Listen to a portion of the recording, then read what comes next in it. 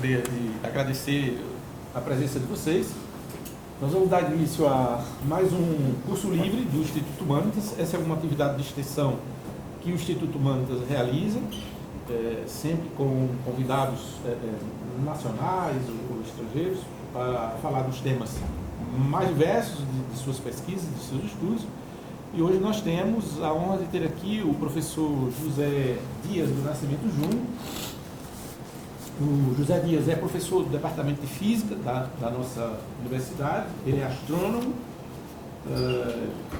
fez seu doutoramento na Universidade de Toulouse, na França, já foi professor visitante tanto na França como nos Estados Unidos, e ele lidera pesquisas na área de astrofísica, especialmente na busca e classificação de exoplanetas. Em 31 de julho de 2013, um jornal local noticiando alguma das atividades lideradas pelo professor José Dias, assim noticia: pesquisadores da UFRN descobrem estrela gêmea do Sol.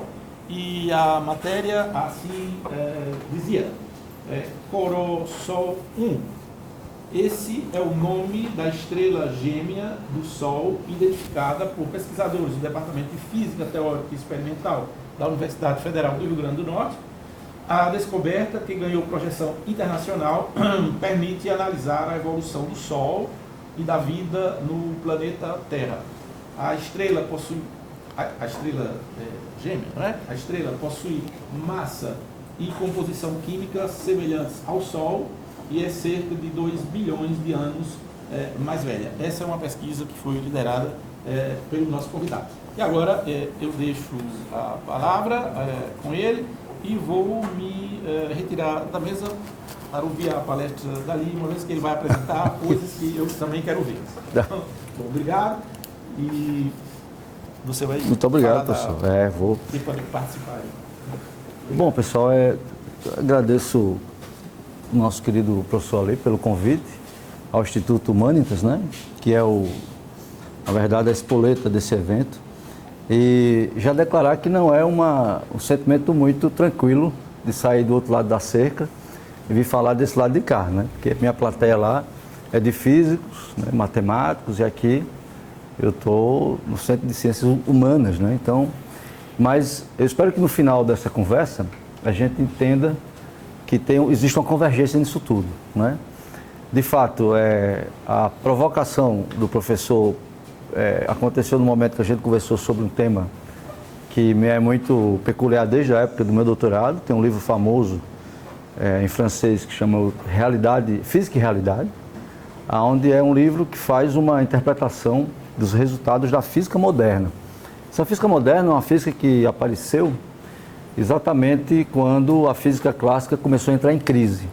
E é engraçado que essa crise ela trouxe vários resultados, alguns bem compreendidos até hoje, vamos dizer assim, e outros não. Eu vou ter que me levantar aqui um pouco para passar alguns slides. Uma das provocações, quem foi meu aluno sabe, eu sempre faço, é saber qual seria a questão mais importante que o ser humano poderia propor, né? Isso antes de conversar com a Leipa, eu já tinha essa pergunta nos meus slides, e lendo e interpretando os textos de astronomia e de cosmologia, percebe-se que a existência talvez seja a primeira parte dessa pergunta, né? Então, se a gente existir, e aí eu teria que pedir uma prova a vocês que a gente existe, isso tomaria mais do que 1 hora, Lípio, então eu não vou entrar nisso, mas eu vou, por definição, achar que a gente existe. Então, se a gente existe, a segunda pergunta é: qual seria, então, a segunda pergunta mais importante? Né? Então, a segunda pergunta mais importante, talvez, se a gente existir, porque ainda é uma conjectura, seria se a gente existe sozinho, certo? E essa segunda pergunta, ela passa exatamente pela astrofísica e pela astronomia atual. Existir sozinho, no que a gente chama de modelo cosmológico local, ou modelo astronômico local, significa procurar outra espécie ou outra existência nas proximidades. E aí, dentro do que eu venho conversar hoje com vocês, é exatamente aí que entra a questão do que seria a realidade.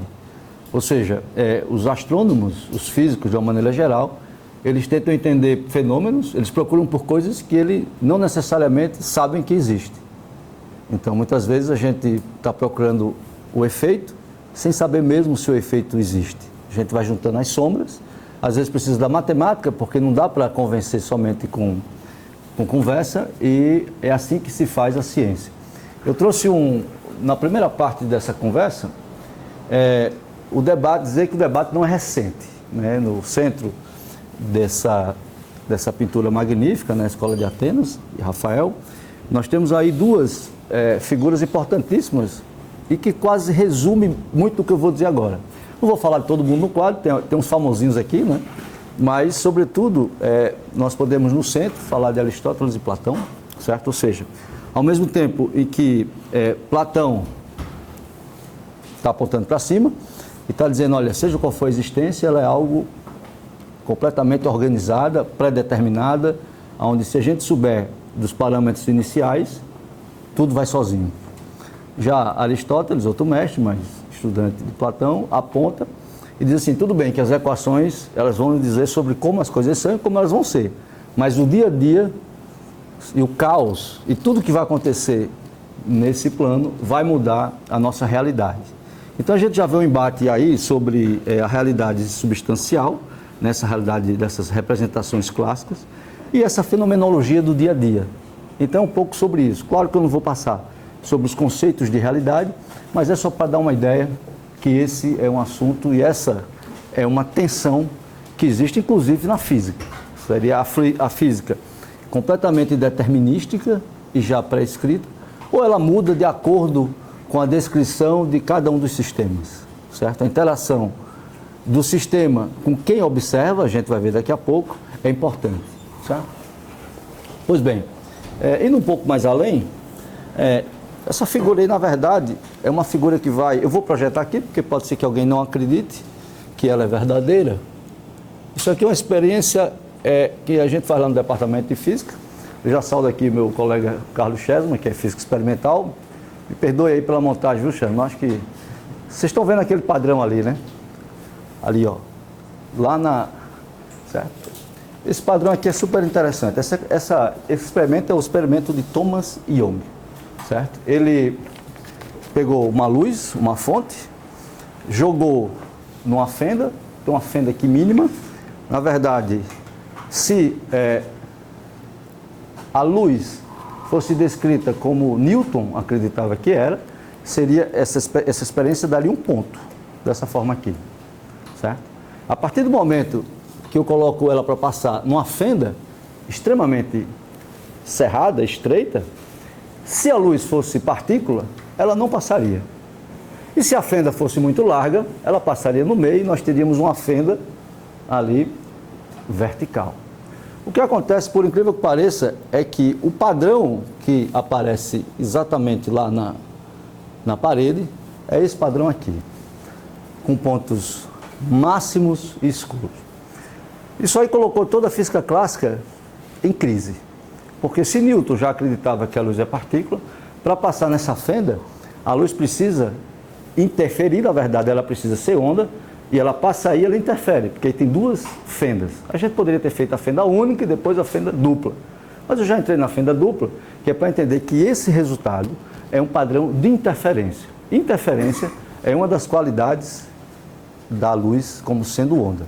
Então, a partir desse momento, a gente chega a uma conclusão, quase que evidente, é que dessa forma, né, analisando, então aqui em cima nós temos as duas fendas, a luz indo lá para cá, o padrão de interferência acontece, ou seja, a luz como sendo onda passa pelas fendas, e aqui nós temos regiões claras e escuras, certo?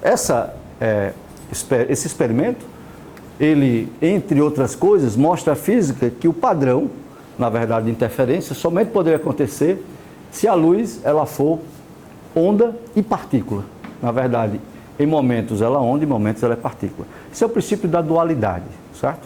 Um pouco mais à frente, nessa interpretação, eu não vou fazer todo o curso de física para vocês hoje, mas acreditem que esse experimento, quando ele acontece, né? O simples fato de ter franjas, como eu disse, claras e escuras, é exatamente devido à superposição das cristas das ondas e dos vales, certo? Os vales, eles apagam e as cristas, eles amplificam a luz.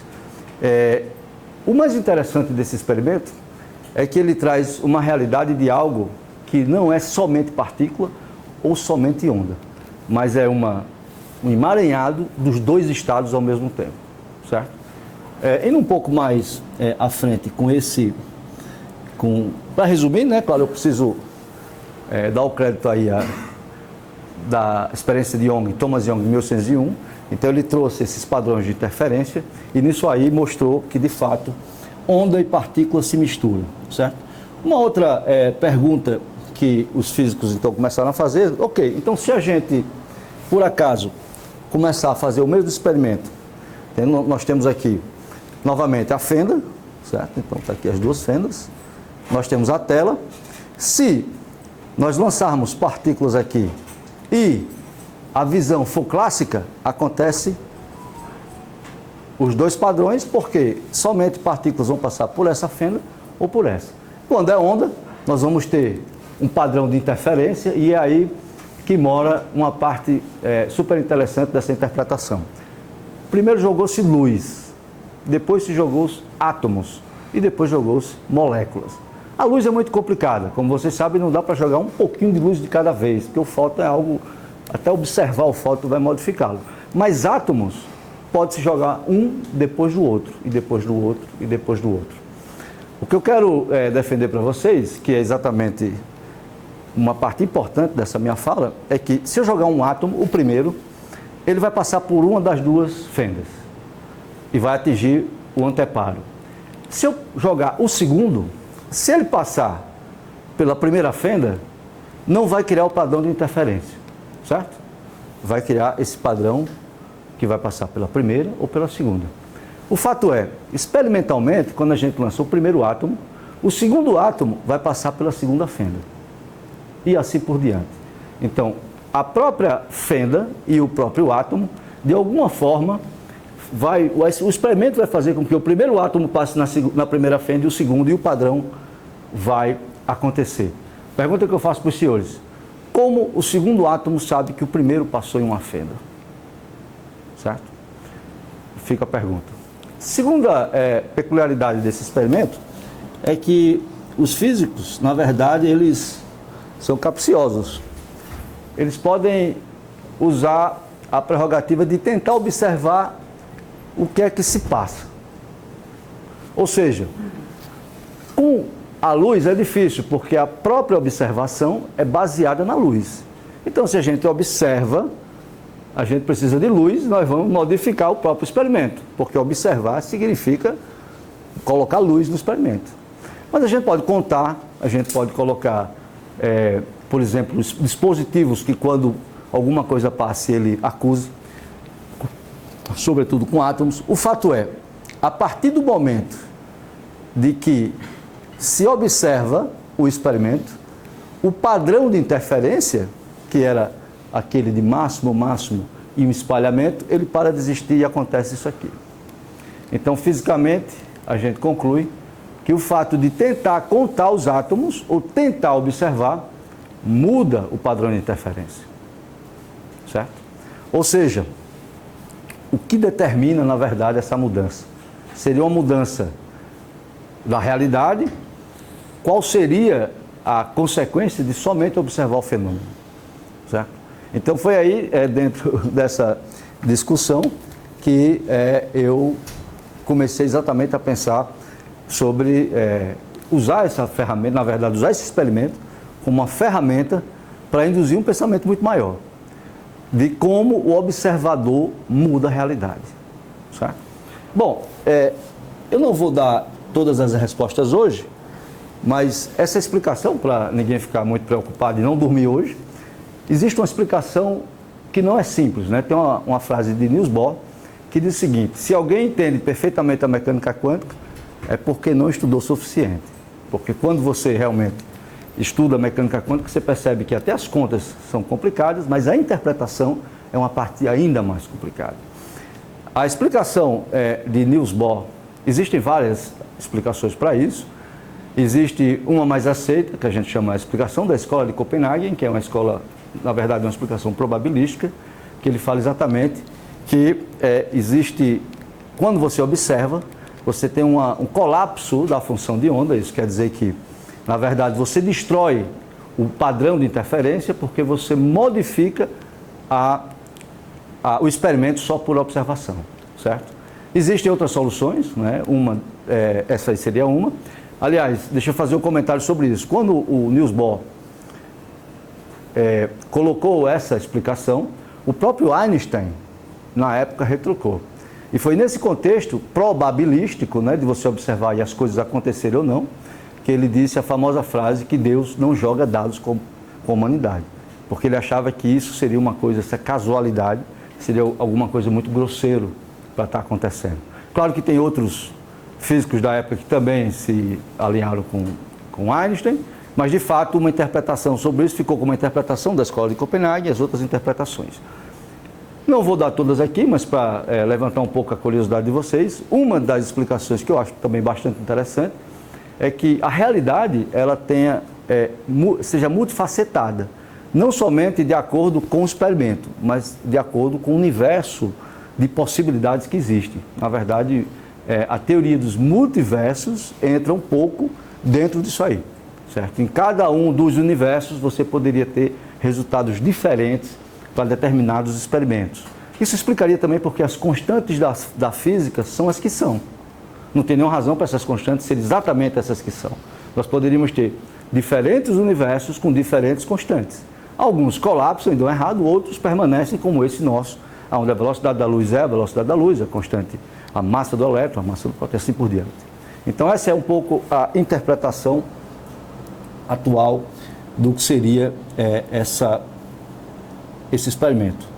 Bom, o impacto da observação, de certa forma, e essa forma de pensar que o observador muda o experimento, trouxe perguntas cabeludas para a astrofísica de uma maneira geral. Entre outras, por exemplo, os buracos negros. Os buracos negros, de certa forma, eles são negros porque eles absorvem inclusive a luz que é emitida. Como uma maneira de se observar alguma coisa através da luz, então o buraco negro é o próprio exemplo de que observar não se pode ser do modo tradicional. Nós teríamos que observar de forma indireta. E essa forma indireta também traz problemas, porque na verdade o observador ele sempre vai interferir com o experimento. Essa imagem que está aqui é a primeira imagem de um buraco negro. Algo que o próprio Einstein tinha proposto, não é? Onde, na teoria da relatividade geral de Einstein, que é uma teoria de gravitação, ele propõe que massas muito grandes desviam o fóton, desviam a luz. E o buraco negro, obviamente, seria algo tão massivo que a própria luz não escaparia. Exatamente devido às condições geométricas do que seria a teoria de formação dos buracos negros, o Einstein propôs que no dia que um buraco negro fosse observado, aconteceriam da forma de anéis, que ficaram conhecidos como anéis de Einstein. Essa figura aqui ela não tem muito tempo, ela tem 5, 6 anos. Foi a primeira vez que se observou um buraco negro. De que forma? Através de observação em vários comprimentos de onda que não são aqueles da luz visível. Então, a partir daí, foi feita uma reconstrução de um buraco negro dentro de uma realidade que foge da nossa realidade óptica, por exemplo. Foi utilizado um conjunto de comprimentos de onda, de partículas, para se tentar sondar aonde estaria o buraco negro, um dos buracos negros que foi aí observado. Bom, dentro dessa construção, eu trago aqui então um ponto. De que forma nós teríamos então a relação entre observar ou procurar uma realidade que nós não sabemos que existe, mas mesmo assim continuar procurando. Outro caso que é muito emblemático é o caso de Giordano Bruno. Giordano Bruno, a gente considera hoje, dentro da astrofísica e da astronomia, que seria o pai dos exoplanetas, porque Giordano Bruno, apesar de ter morrido e de todas as estátuas de Giordano Bruno foram quebradas em Roma, só tem uma dentro do consulado francês, foi a única que escapou, porque Giordano Bruno era contemporâneo de Galileu.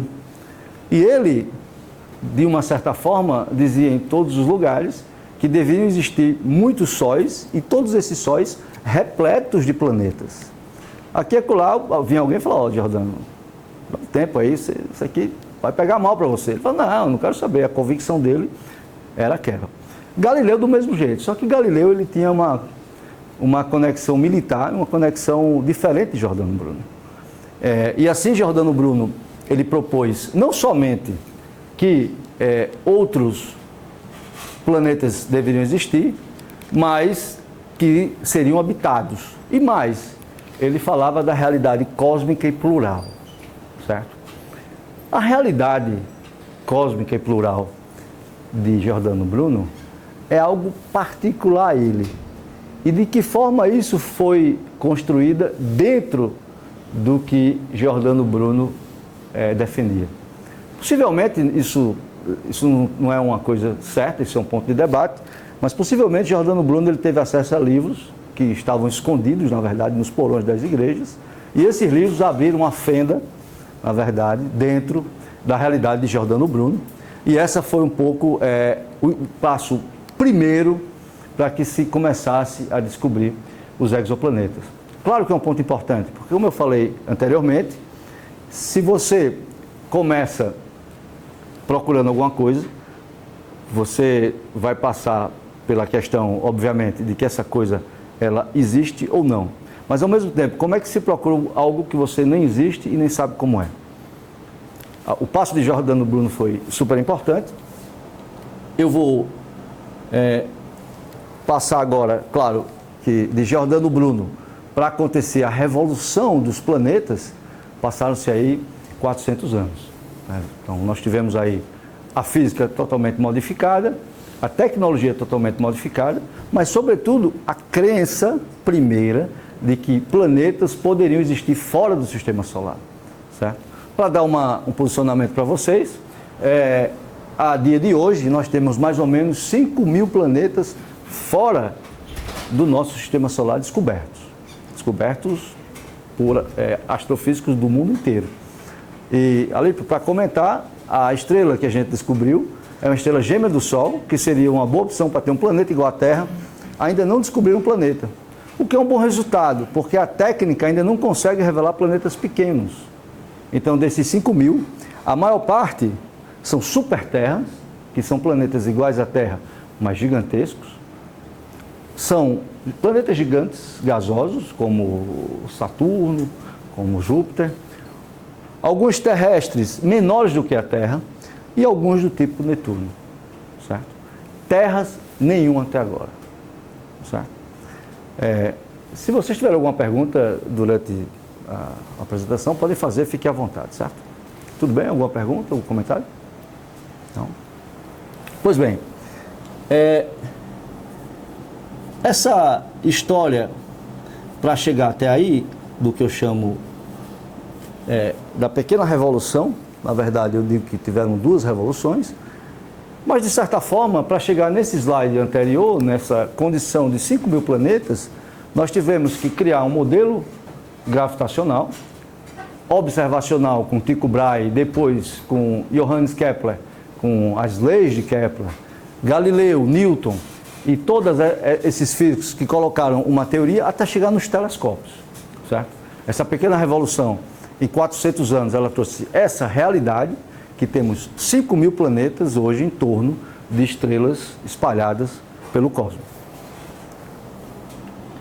Uma etapa importante, 1995, aconteceu a descoberta do primeiro exoplaneta, né? Esse foi um suíço, Michel Mayor, utilizando o próprio instrumento que ele fabricou, né? Pago metade do dinheiro pelo governo suíço e uma parte por agências de astrofísica, onde ele montou desde o espectrógrafo, que é um instrumento muito parecido com esse, em outro contexto, até fazer as detecções. Hoje nós temos satélites que custam milhões de dólares, na verdade, especializados em buscar planetas.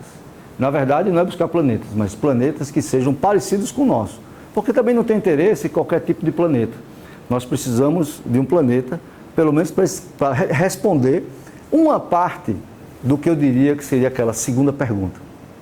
Porque se a gente existe, se existe sozinho, talvez ou não, o ponto de partida da busca sejam planetas parecidos com o nosso. Então hoje... Oi, fica à vontade. Uma pergunta bem básica. Esses 5.000 exoplanetas, nem todos na Via Láctea, em galáxias diversas. Existe praticamente todos na Via Láctea, alguns poucos fora. Por uma questão de distância, é muito mais fácil a gente ter a luz, o fóton, que vem aqui de perto. Porém, alguns baseados em técnicas como lentes gravitacionais, que é baseado exatamente nessa questão do Einstein, lá onde a estrela serve como lente e um planeta muito distante é acusado por esse fenômeno de lente, alguns poucos assim são fora da nossa galáxia, certo? Mas essa é de fato, uma realidade local, né? Uma pequena bolha ali, que eu vou mostrar daqui a pouco. Você vai ficar impressionado com... Bom, então essa parte que eu diria sobre a realidade cosmológica se expande, né? Onde nós só temos a Terra, agora a vida planetária pode ser a regra e não a exceção. Porque nós temos os planetas de fato descobertos. A realidade na astrofísica passou de única, central, para múltipla e descentralizada. Estamos presenciando o renascimento da hipótese de Bruno, agora com dados, algoritmos e telescópios orbitais. Ou seja, em 400 anos, nós queimamos Giordano Bruno, certo? Pegamos Giordano e queimamos. Galileu salvou-se, mas Giordano foi queimado. E hoje, nós provamos que Giordano tinha razão, os planetas existem, né? São muitos sóis e muitos planetas. Eu agora vou fazer outra pergunta. Não, fica à vontade.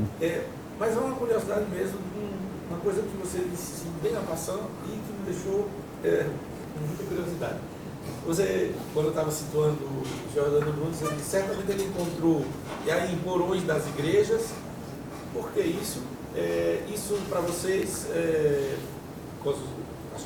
astrônomos, etc., físicos, o que tem a igreja católica? É sério mesmo? Isso é uma hipótese boa? Pois é. Ela tem pesquisadores?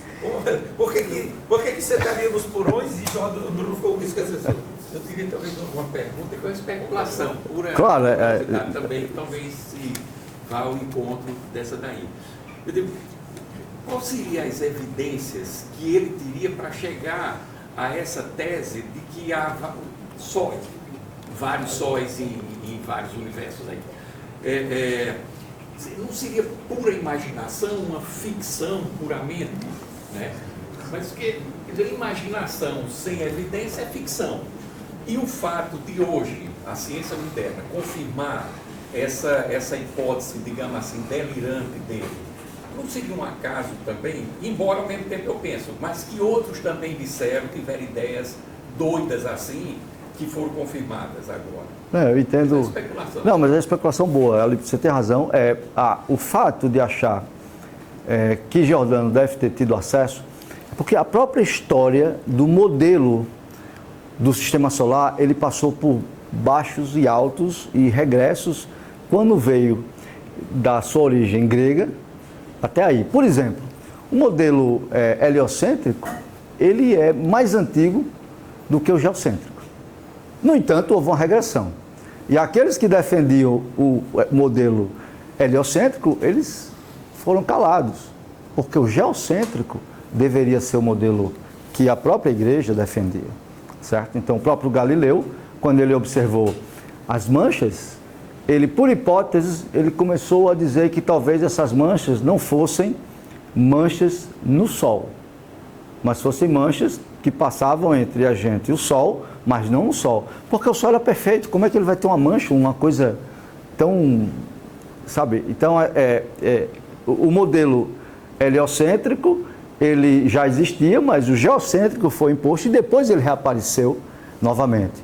Então, quando o Galileu, de fato, tomou coragem e disse, não, o modelo ele é heliocêntrico, e ele foi questionado se o Sol ou a Terra era o centro do universo, ele teve uma saída do tipo, que é genial, né? Que é a frase famosa "si prove", em italiano lá que ele deixa, é que eles, não, então tudo bem, isso como vocês estão aí os inquisitores, ele disse, não, eu concordo que a Terra é o centro do universo, mas ela se move. E aí a conversa terminou, possivelmente eles entenderam ou não, mas ele se move não é o centro. Então, possivelmente toda a discussão sobre o Sol sendo o centro do universo e o Sol não sendo o único, mas cada estrela sendo o Sol, ela já existia nessa discussão anterior, desde Parcos de Mileto, desde todos os astrônomos da Grécia Antiga.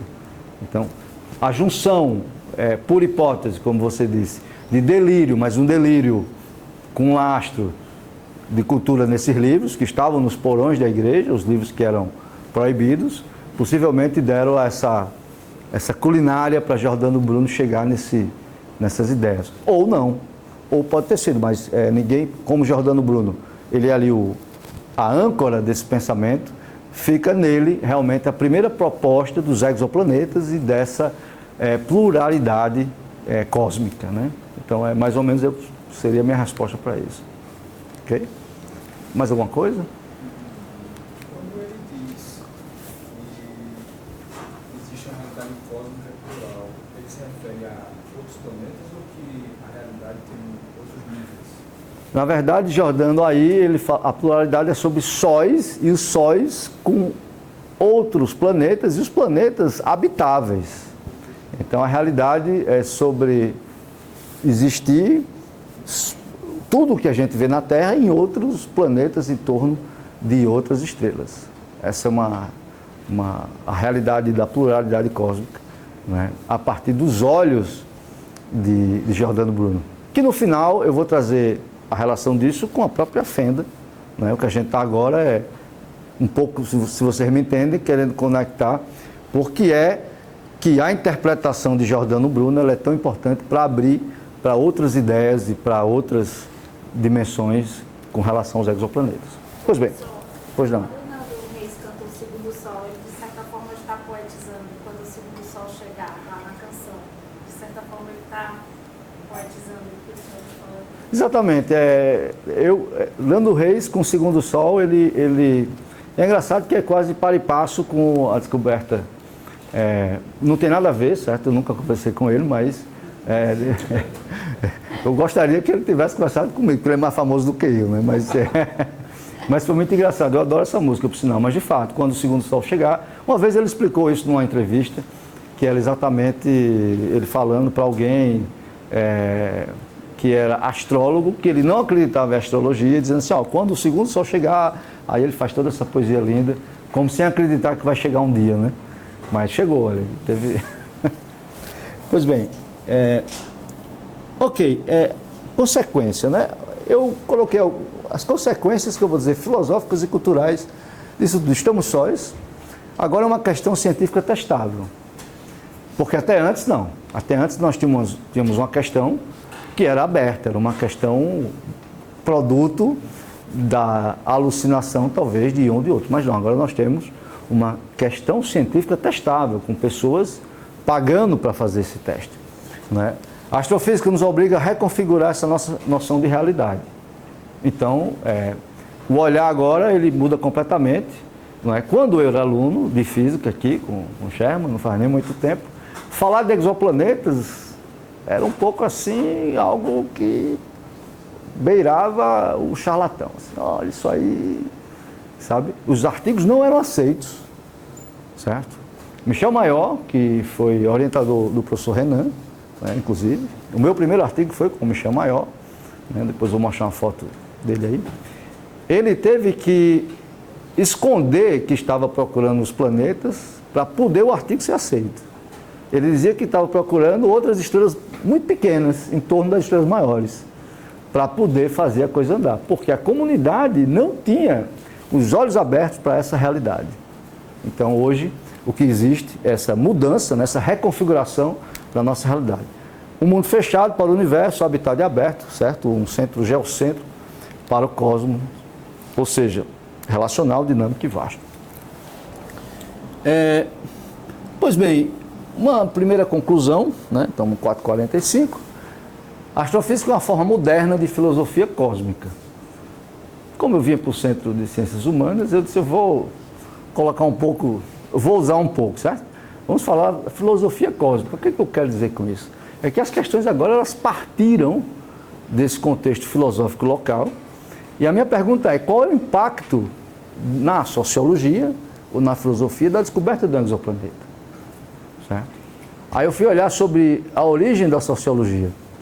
Fui dar uma olhada nos livros para falar, pô, um dia eu vou conversar com a Lipe para falar sobre isso. Me mostraram, alguém me mostrou, algum livro, o primeiro registro no Oceano Índico dos habitantes que saíram numa canoa e chegaram na ilha do lado. E quando chegaram na ilha do lado, disseram, uau, tem gente.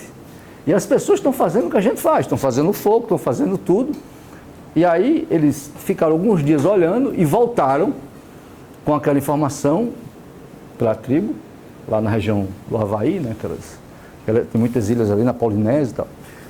E disseram o seguinte, olha pessoal, existe uma ilha aqui do lado e as pessoas fazem exatamente o que a gente faz. Eles estão lá cozinhando, dançando, fazendo, tá lá. E é o seguinte, temos só duas opções. Ou a gente espera que eles vão nos atacar, ou a gente vai ter que ir lá e atacar primeiro. Então isso já gerou uma crise completa só pelo fato de conhecer a realidade de um outro povo na ilha do lado que poderia estar fazendo o que eles faziam no momento. É o que eu chamei aí de exossociologia, para provocar. Então isso faz parte dessa loucura que é essa abertura, ou seja, existimos, se existimos, estamos sozinhos, se não estamos, quem são os outros? Né? O que significa ser humano no meio disso tudo? Né? Não são mais perguntas apenas dos livros sagrados ou meditações filosóficas, são também linhas de pesquisa científicas, com orçamento, com artigo, com missões espaciais. Né? Ou seja, a astrofísica transformou esse mistério em método, e com isso a realidade se tornou maior e mais estranha do que sonhava a nossa filosofia. Certo? Bom,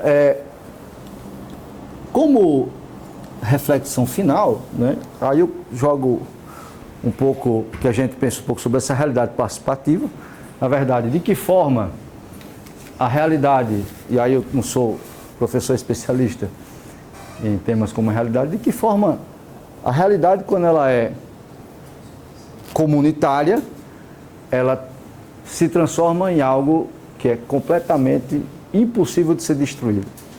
Né? Então, a própria astronomia mostra que quando essa realidade é participativa e ela é cristalizada, até que ponto é evidente mudar isso e como mudá-la. Na física, o experimento é uma ferramenta interessante, porque é aquela realidade ligada ao fenômeno. Mas o fenômeno é algo também que precisa de interpretação a partir dos olhos do observador. Certo?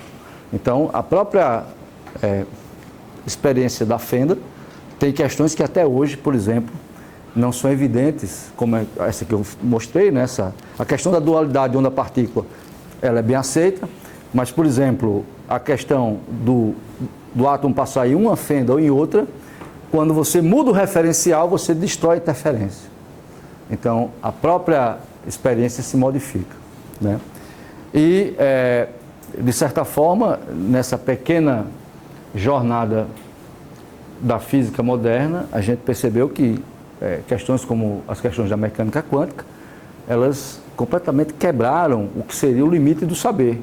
Então você viu ali que o saber clássico, aquele lá de Platão, ele vai se desmanchando à medida que a física vai assumindo esse mundo microscópico.